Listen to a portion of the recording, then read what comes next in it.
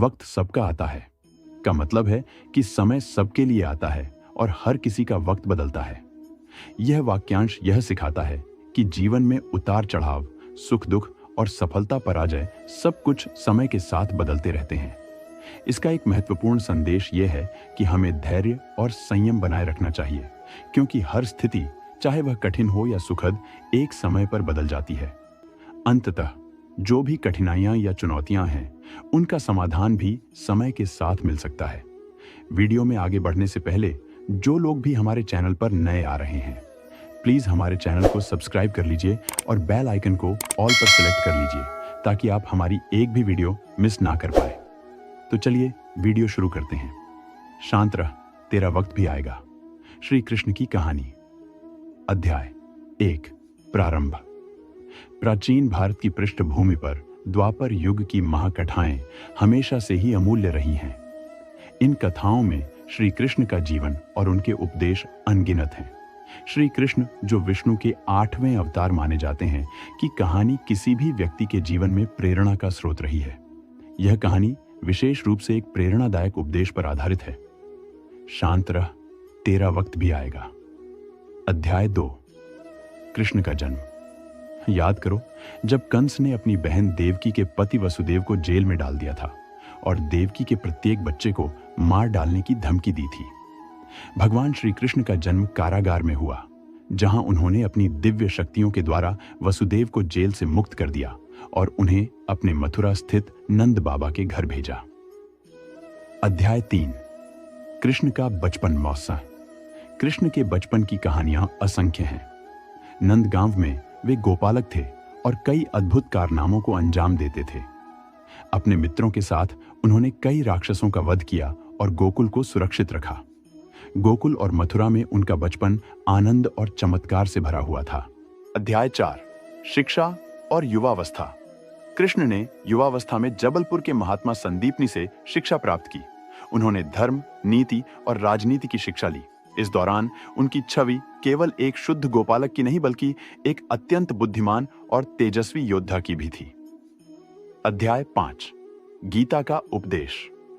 महाभारत के युद्ध के समय अर्जुन के मानसिक संघर्ष को समाप्त करने के लिए श्री कृष्ण ने उन्हें भगवद गीता का उपदेश दिया। गीता में कृष्ण ने कर्म योग, भक्ति योग और ज्ञान योग के सिद्धांतों को प्रस्तुत किया। यहां पर उन्होंने अर्जुन से कहा, शांत रह, तेरा वक्त भी आएगा, जिसका मतलब था कि धैर्य रखो और सही समय आने पर अपने कर्तव्यों का पालन करो। अध्याय 6, युद्ध और विजय। महाभारत के युद्ध में कृष्ण ने पांडवों को विजय दिलाने के लिए कई महत्वपूर्ण रणनीतियां अपनाई। उन्होंने अपने संजीवनी शक्ति और बुद्धिमत्ता से युद्ध के मैदान में पांडवों की विजय सुनिश्चित की। उनका मार्गदर्शन युद्ध के परिणाम को बदलने में सहायक सिद्ध हुआ।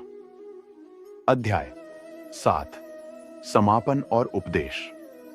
युद्ध के बाद कृष्ण ने जीवन के विविध पहलुओं पर ध्यान केंद्रित किया।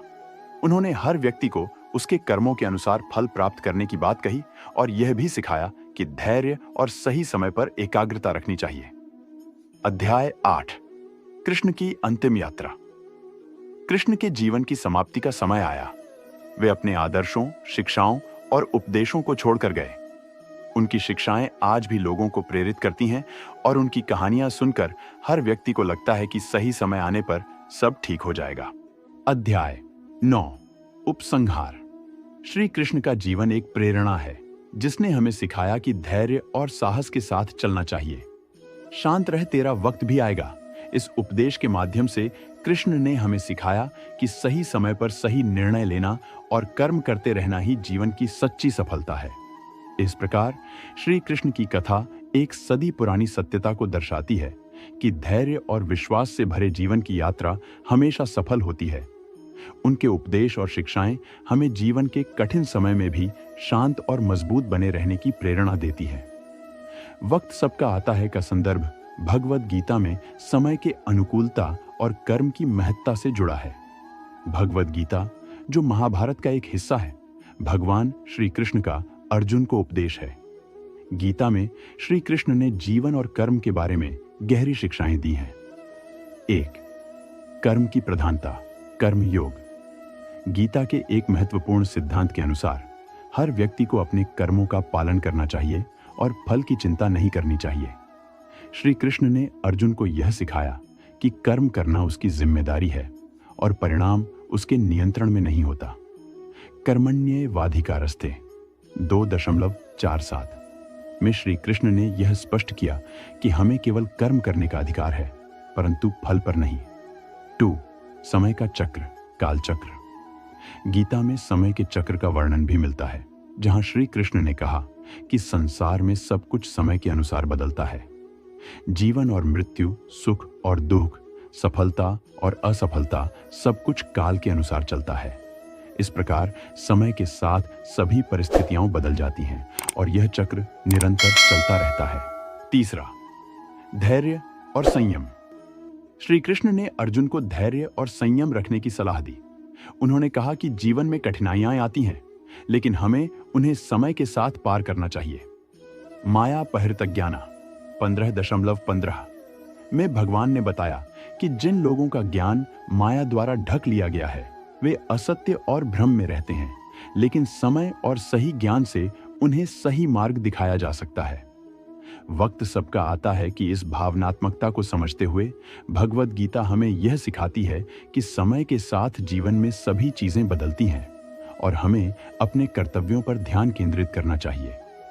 हमें धैर्य और विश्वास के साथ जीवन के उतार चढ़ाव का सामना करना चाहिए। वक्त सबका आता है कि अवधारणा भगवद गीता की शिक्षाओं में गहराई से समाहित है, जहां समय और कर्म की निरंतरता, धैर्य और समर्पण की महत्वपूर्ण बातें की गई हैं। एक भगवान श्री कृष्ण की कहानी है जिसमें मैं इसे मुख्य अंशों में बांट कर समझाऊंगा। दोबारा 1. भगवद गीता। एक परिचय। भगवद गीता महाभारत के भीष्म पर्व के अंतर्गत एक पवित्र ग्रंथ है। इसे कृष्ण उपदेश के रूप में भी जाना जाता है।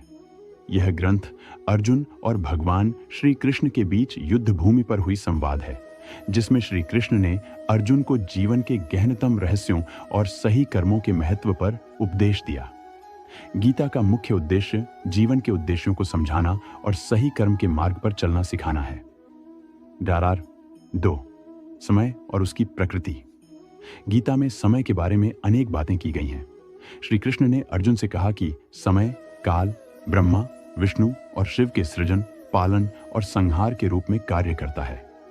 समय का चक्र निरंतर चलता रहता है और इसके प्रभाव से सभी जीवों की स्थितियां बदलती रहती हैं। इस दृष्टिकोण से वक्त सबका आता है की भावना स्पष्ट होती है कि समय सबके लिए समान है और सबके जीवन में बदलाव आता है। 2 काल का स्वरूप, काल चक्र। गीता में काल को एक परम शक्ति के रूप में दर्शाया गया है। काल का प्रभाव अत्यंत व्यापक है और यह सभी वस्तुओं और प्राणियों को प्रभावित करता है। गीता के 11वें अध्याय में भगवान कृष्ण ने अपने विराट स्वरूप के माध्यम से काल के अदृश्य और अजेय रूप को दिखाया। 3. कर्म का सिद्धांत। भगवद गीता में कर्म की महत्वपूर्ण भूमिका है। श्री कृष्ण ने अर्जुन को बताया कि कर्म करना ही व्यक्ति का धर्म है और इसका फल उसके हाथ में नहीं है। गीता के अनुसार व्यक्ति को अपने कर्मों पर ध्यान केंद्रित करना चाहिए, न कि उनके परिणाम पर। कर्मण्येवाधिकारस्ते 2:47।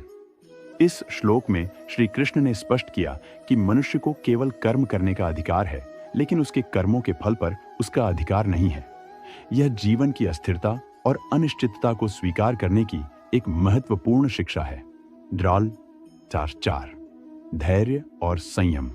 धैर्य और संयम गीता के प्रमुख तत्व हैं। जीवन के उतार चढ़ाव को सहन करने की क्षमता और समय के साथ परिस्थितियों का बदलना, ये दोनों बातें गीता में प्रमुख रूप से कही गई हैं। 4. असंयम और योग। श्री कृष्ण ने अर्जुन को समझाया कि संयम और योग के माध्यम से व्यक्ति अपने जीवन को सही दिशा में ले जा सकता है। योग का अर्थ है जोड़ना या एक होना, और यह मनुष्य को उसके वास्तविक स्वरूप से जोड़ता है।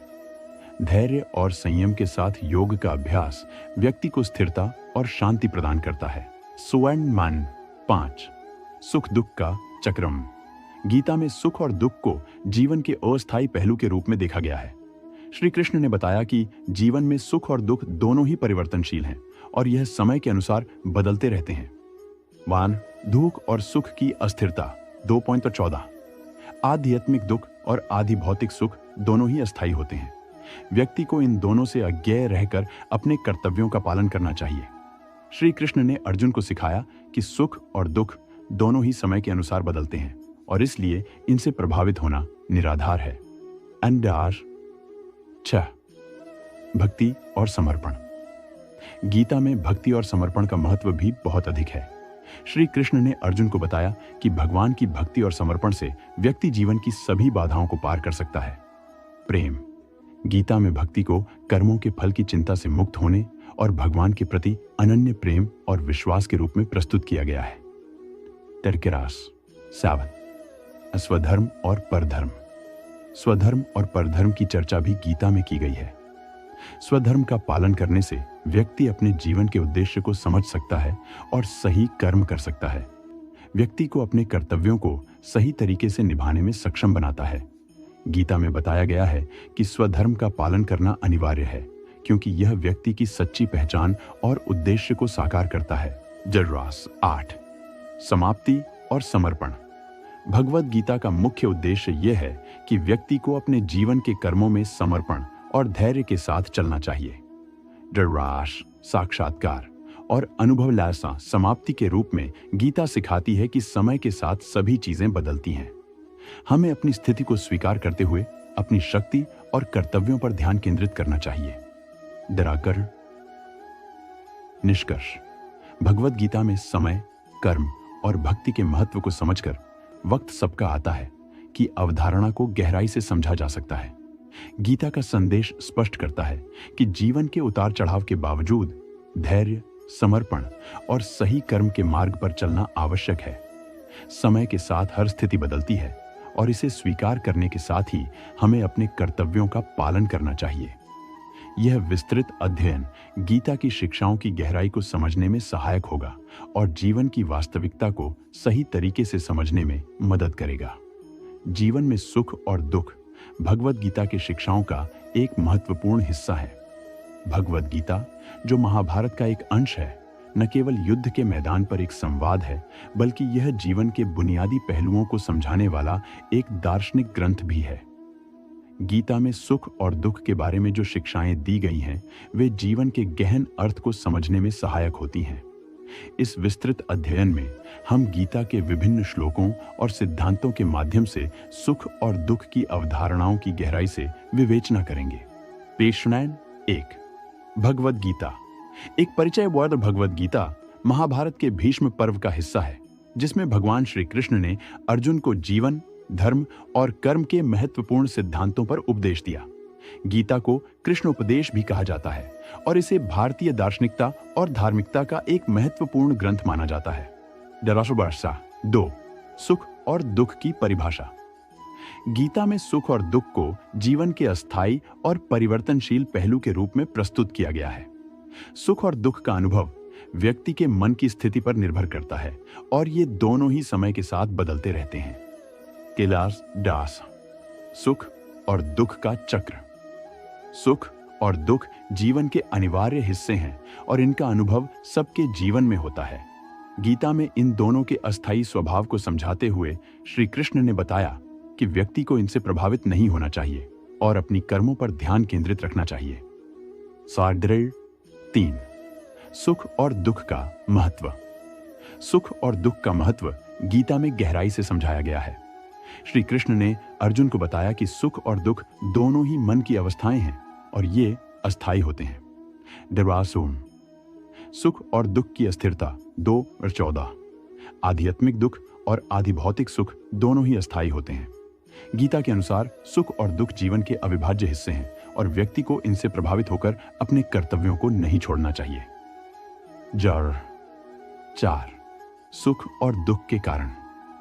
सुख और दुख के कारणों को समझना गीता की शिक्षाओं का एक महत्वपूर्ण हिस्सा है। गीता में बताया गया है कि सुख और दुख का अनुभव मुख्यतः मन की स्थितियों और बाहरी परिस्थितियों पर निर्भर करता है। द डोलॉस कर्म और फल 2.47। कर्मण्येवाधिकारस्ते के सिद्धांत के अनुसार व्यक्ति को अपने कर्मों का पालन करना चाहिए और उनके फल की चिंता नहीं करनी चाहिए। सुख और दुख मुख्यतः कर्मों के फल के रूप में अनुभव होते हैं और इसीलिए कर्मों की उचितता पर ध्यान केंद्रित करना महत्वपूर्ण है। डालरा 5 धैर्य और संयम। सुख और दुख के अनुभव के समय धैर्य और संयम रखना गीता के महत्वपूर्ण शिक्षाओं में से एक है। श्री कृष्ण ने अर्जुन को बताया कि जीवन में सुख और दुख दोनों आते हैं, लेकिन व्यक्ति को धैर्य और संयम बनाए रखना चाहिए। धैर्य का महत्व 2.50। धैर्य और संयम का महत्व गीता में स्पष्ट रूप से दर्शाया गया है। व्यक्ति को अपने मन को नियंत्रित करना चाहिए और सुख दुख दोनों को समान रूप से स्वीकार करना चाहिए। योग और सुख ठेस। गीता में योग की विभिन्न विधियों का वर्णन किया गया है और यह बताया गया है कि योग के माध्यम से सुख और दुख के अनुभव को नियंत्रित किया जा सकता है। भक्ति योग 12.2। भक्ति योग, जिसे भगवान के प्रति समर्पण और प्रेम का योग कहा जाता है, व्यक्ति को मानसिक शांति और सुख प्रदान करता है। इस योग के माध्यम से व्यक्ति अपने मन को संतुलित रख सकता है और सुख दुख से ऊपर उठ सकता है। योग 4.38। ज्ञाना योग ज्ञान और बुद्धि के माध्यम से आत्मा की सच्चाई को जानने का मार्ग है।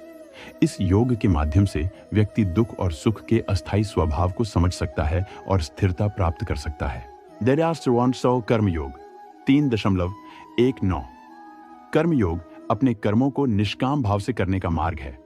इसके माध्यम से व्यक्ति अपने कर्मों में पूर्णता प्राप्त कर सकता है और सुख दुख के चक्र से मुक्त हो सकता है। 7 सुख और दुख का संतुलन।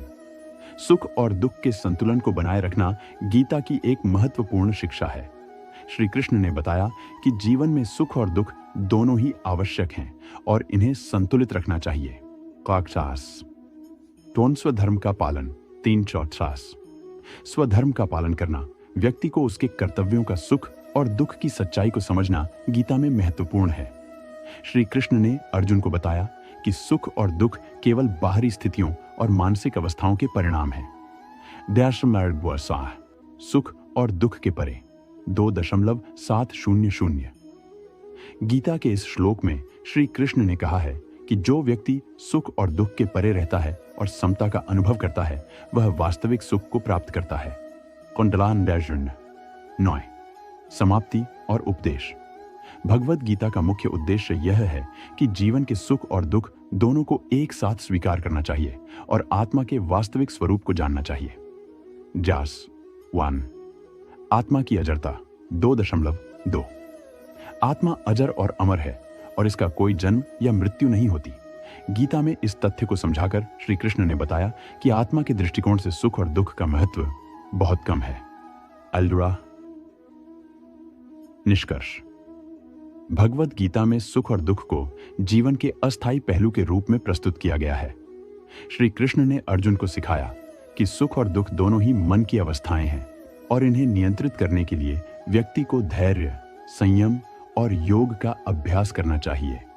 गीता की शिक्षाएं यह स्पष्ट करती हैं कि सुख और दुख के बावजूद व्यक्ति को अपने कर्तव्यों का पालन करना चाहिए और आत्मा के वास्तविक स्वरूप को समझना चाहिए। यह विस्तृत अध्ययन गीता की शिक्षाओं की गहराई को समझने में सहायक होगा और जीवन की वास्तविकता को सही तरीके से समझने में मदद करेगा। तो दोस्तों, आपको यह वीडियो कैसी लगी मुझे कमेंट सेक्शन में बता देना। और हमारे चैनल को सब्सक्राइब करना मत भूलना। तो मिलते हैं अगले वीडियो में, तब तक के लिए धन्यवाद।